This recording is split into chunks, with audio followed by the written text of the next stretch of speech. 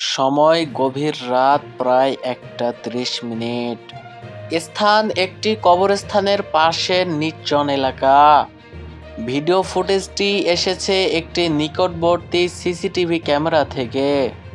ফুটেজে দেখা যায় এক ব্যক্তি ধীরে ধীরে হেঁটে যাচ্ছেন। হঠাৎ দূর থেকে আসে 3 থেকে 4টি কুকুর।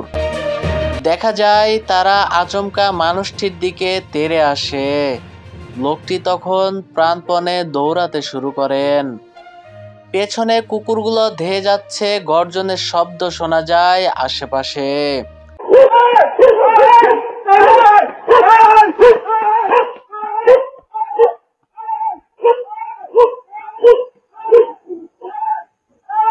চিৎকার, ভয়ঙ্কর উত্তেজনা ধরা পড়ে ক্যামেরায়।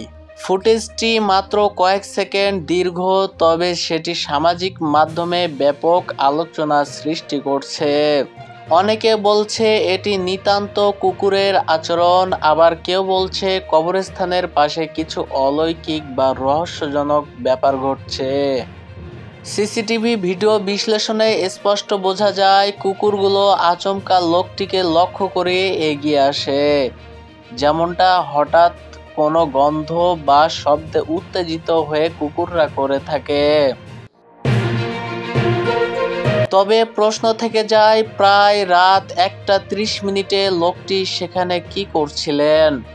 আর নির্জন স্থানে সেখানে প্রাণের ঝুঁকিও থাকতে পারে। সেখানে হেঁটে যাওয়াটাই বা কতটা নিরাপদ বলে জানিয়েছেন আরো অনেকে।